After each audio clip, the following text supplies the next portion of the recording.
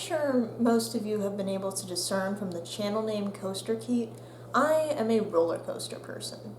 I'm someone who very literally grew up with roller coasters, and ever since I was about 3 or maybe 4 years old, you know, that really old time in your life where you're completely jaded and ready to do anything, yeah, that was when I rode my first roller coaster. And my parents aren't exactly sure what that roller coaster was. They think it was probably at Knott's Berry Farm because that was the local park at the time. But other than that, we don't really know. And ever since that age of 3 or 4, I've been riding roller coasters for the rest of my life, ever since. It's been something that I've done longer than everything else, other than, I guess, breathing and maybe talking. So it's a pretty integral part of my life. And so growing up and riding these coasters, I never felt any fear. Because when you do something at 3 or 4 years old, ever since then, you really can't feel fear about that anymore. I think you could probably confront Godzilla at 3 or 4 years old, and if you did that, then every other kaiju for the rest of your life will just be a walk in the park, something that you're used to and something that's pretty easy to take on. So for me, roller coasters were that kaiju. But what wasn't that kaiju, what wasn't that thing that I was very, very used to, was drop towers. And drop towers for me are as horrible as I'm sure roller coasters are for a lot of people. Drop towers for me inspire such fear that they just take me out of this comfortable position that I've always been in riding any sort of ride, and they just drop me from it. They just make me leave it completely, and it is a horrifying experience. But it's also fascinating because I don't care if I'm going on a 400-foot roller coaster. It doesn't really bother me when they're super tall or whatever. I can go on the tallest roller coaster in the world, King Ka, and not bat an eye. But the second you put a drop tower on that exact same structure that King Ka is built on, oh, bets are off because that's a problem. I think that my fear of drop towers was probably started by the Tower of Terror, which is now a legendary being in Disneyland and California Adventure because they took the thing out. It makes me very sad because children nowadays won't be able to experience that true horror that set in my heart and forever made me deathly afraid of drop towers. You see, when I went to summer camp in elementary school, one of the field trips would be to California Adventure, and I would be in the big ride group because I don't have any fear of roller coasters, so I don't care if we're going on any of the roller coasters or anything like that. That's fine with me. But the thing I did care very much about going on was Tower of Terror. And when I went through this queue, it was just horrifying. You know, all the spider webs and ancient things that they have, like, that's bad enough. But when you get into the second part of the room, and there's like these eerie sounds playing everywhere in the dim hall, and it's just, everything just creeping around you, it seems. And then you get in the ride, and it's not like this comfortable, state-of-the-art thing. It's an old, rickety-looking room that you must be strapped into with just a seatbelt. And they say, hold on to your belongings, because they might fly out otherwise. And you just sit there like, oh gosh, what have I gotten myself into? What am I doing right now? And it doesn't get any better. It goes and it starts going up and up and up, and you go and you see all these people that you've been told over and over again disappeared into the Twilight Zone forever. And you see these people, and then they switch to your reflection, and then you disappear, and you're now in the Twilight Zone. And to my little brain, this was like, what no? And then you drop. And the rest of the ride is just going up and down and up and down and dropping at sudden points in time. And you open the doors to the outside world and you reach out your hand like, please, please and they would just drop again. And the terror that this just instilled in my heart to this day is unfathomable. I think that all of that fear that people usually use for roller coasters and drop towers and, distribute evenly among all the types of rides, for me, all that fear was just concentrated into this dark ball whenever I went on these drop towers. It was horrifying to me.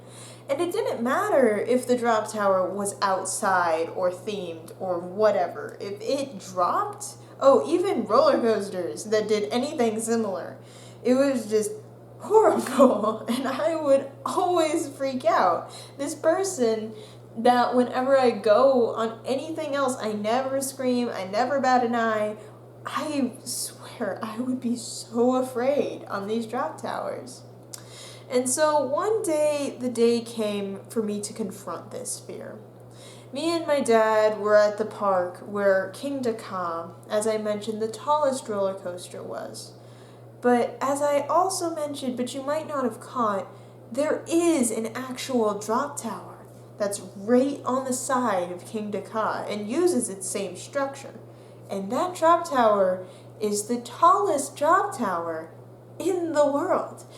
Now, remember, I had trouble with the Tower of Terror, and Tower of Terror is nothing close to the tallest drop tower in the world. This is the tallest drop tower in the world.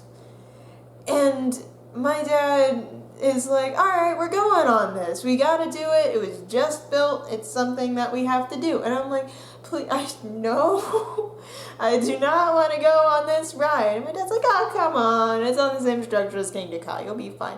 I'm like, I really don't want to do this. And he's like, okay, we're doing it anyway. And despite all of my complaining, we just went on this ride, and we waited in line for about 20 minutes, and those 20 minutes went by so fast, and we get into this ride, and it's just, your typical seat, and you've got an over-the-shoulder harness that you put on, and I'm strapping in, and I'm pulling it tight because I'm like, I am not falling out of this ride, and I can't get that, final security click that I like to get, and I'm just panicked. I am not a happy camper. And we go up and we start going up. And as we start going up, I start going through the stages of grief, as everyone does. And I started out with denial. I'm like, okay, it's fine. This isn't that big. This is not that tall. And then we start going up higher, and I'm like, okay, now I'm mad. This is very tall. Why are you making me do this? And then I was like, okay, please, if we just call the ride to a stop now, it'll be fine. I just need to get off, and then maybe we can go back on again. I just need to collect my thoughts. We just need to get off right now so I can do that. And then I was like, oh my God, I can't stand this. I'm gonna die. I'm so sorry. I'm just gonna die. And then finally, as we're nearing the top, I'm like, well, they can't hear me if I yell down there. They can't save me. The only place to go is down, so I guess we're gonna go down, and it's gonna be fine. It's gonna be fine.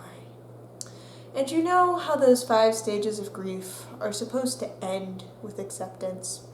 How you're supposed to just reach acceptance and then move on with your life? Well, the problem was the ride was not over.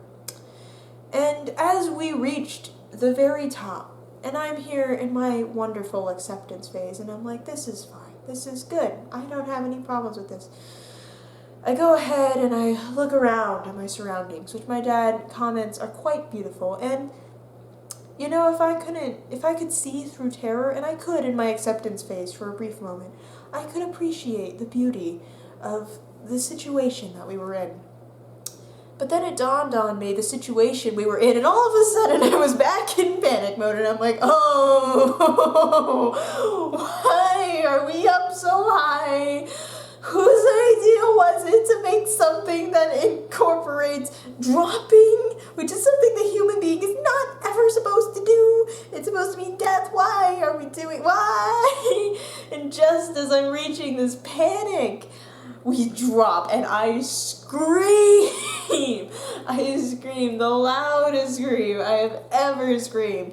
And we plummet down and you can feel the force bear down on you and you can feel your weight just sink.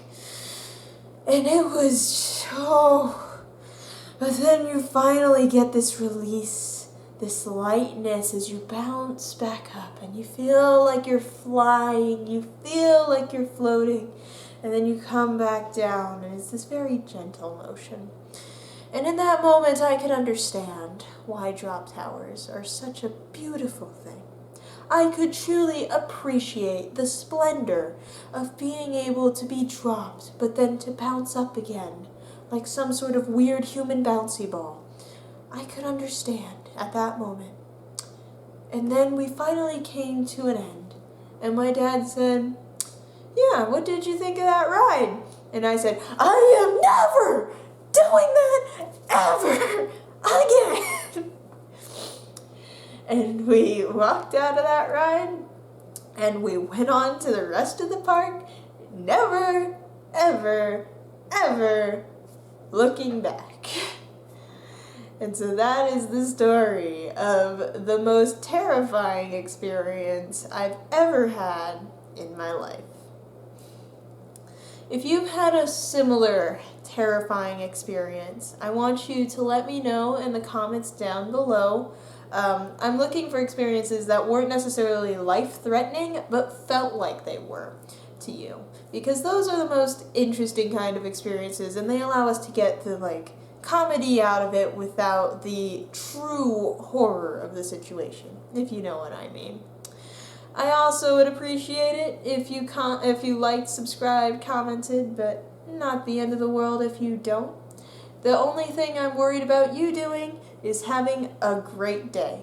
Stay away from those terrifying experiences and just go out and enjoy your life. Bye.